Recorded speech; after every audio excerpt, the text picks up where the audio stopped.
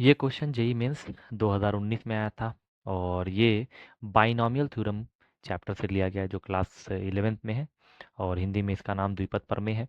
तो द्विपद प्रमेय से लिया गया क्वेश्चन था। तो सवाल कुछ इस प्रकार है कि if the fourth term in the binomial expansion of, ये जो दिया हुआ है इसके चौथा जो टर्म होगा वो है 200 के बराबर एंड x की वैल्यू 1 से बड़ी है then the value of x is, तो x की वैल्यू पूछा है। तो चलिए एक बार कोशिश करते हैं क्योंकि ये एक बाइनोमियल थ्योरम का क्वेश्चन है। तो एक बार समझते हैं ये चीज़ कि अगर हमारे पास जैसे a प्लस बी की पावर 6 है तो इसका जो फोर्थ टर्म है वो क्या आएगा। तो फोर्थ टर्म मतलब 6c3 आ जाएगा, a की पावर 3 और b की पावर भी 3 आ जाएगी। तो कुछ इस प्रकार जो कि हम लोग पिछला क्वेश्चन भी देखा गया था तो कुछ ऐसे ही आया था, ये t3 हुआ करता है। तो तीसरा टर्म अगर निकाला जाए इसके हिसाब से तो क्या आ जाएगा, देखते हैं। 6c3 a की पावर 3 मतलब इसकी पावर 3। अब इसकी पावर जब 3 करेंगे तो एक बार ऐसे कर लेते हैं, कड़ी में x की power bracket 1/1 plus log x, वो भी बेस 10 है। अब उसकी होल पावर जो है हम इसको 3 दे देते हैं इंटू बी की पावर 3 भी देना है तो x की पावर 1/12 का पावर 3 कर देते हैं और ये पूरी वैल्यू जो है 200 के बराबर है। ठीक है, 6c3 को थोड़ा एक्सपैंड करते हैं, 6 गुड़े 5 गुड़े 4 बटा में 3 इंटू 2 इंटू 1। और इसमें थोड़ा देखते हैं, थोड़ा सा कैलकुलेशन थोड़ा अजीब होगी, देखते हैं। तो कर्डी जब हटाएंगे 1/2 हो जाएगी तो x की power 1/1 plus log x base 10। अब इसकी भी पावर जो है, पूरे की पावर जो है 1/2 करेंगे तो 3/2 हो जाएगी। ठीक है, और यहाँ पे x की पावर अगर हम काट देते हैं 1/4 हो जाएगी। ठीक, इज इक्वल टू 200 आ गई। अब यहाँ से 3 2 6 काट देते हैं, 5 चौको कितना होता है 20 होता है। अब पावर की पावर तो मल्टीप्लाई हो जाती है तो यहाँ पे क्या आएगा, x to the power 3/2 into 1/1 plus log x base 10 into x to the power 1/4 is equal to 200। ये है। अगर हम 20 से इस 200 को काट दें तो एक जीरो से एक जीरो चला जाएगा और 2 से काटेंगे तो 10 आएगा। तो इस पॉइंट पे हमारा 10 मिल जाएगा।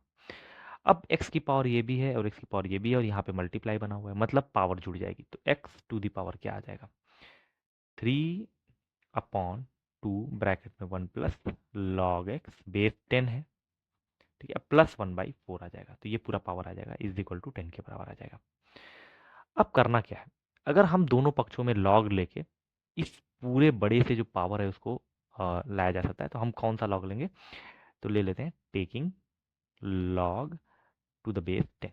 हम लॉग लेंगे लेकिन बेस 10 वाला, तो इधर भी लॉग ले लेते हैं।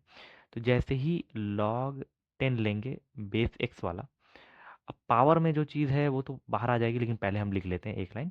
तो 3/2 1 plus log x base 10 plus 1/4 is equal to log 10 लेकिन बेस 10 का।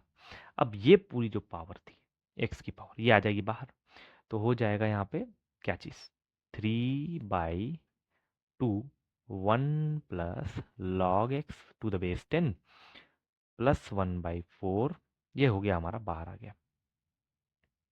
और बाहर क्या लिख लेंगे, log x to the base 10 is equal to, अच्छा लॉग की वैल्यू 10, लॉग 10 की वैल्यू जो कि बेस 10 है तो उसका आंसर 1 आ जाएगा।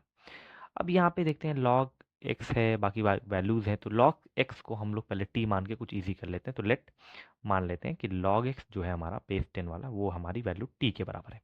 तो हमारा क्वेश्चन क्या बदल जाएगा, 3/2 1 plus T plus 1/4 into T बराबर 1 के बराबर आ गया। अब इसको थोड़ा सा ओपन करते हैं और खोलते हैं। सबसे पहले हम लोग क्या करेंगे, इसका लॉसा ले लेते हैं। तो लॉसा लेने में क्या आएगा देखते हैं, 4 और 1 प्लस टी, तो 2 टू द पावर 6 आ जाएगा, प्लस 4 से कट जाएगा 1 प्लस टी आएगा। ठीक है, और बाहर आ जाएगा इंटू टी बराबर 1। ठीक है, ये तो जाएगा बराबर के इस साइड और ये आएगा इधर, तो 7 प्लस टी इंटू टी बराबर 4 इंटू 1 प्लस टी।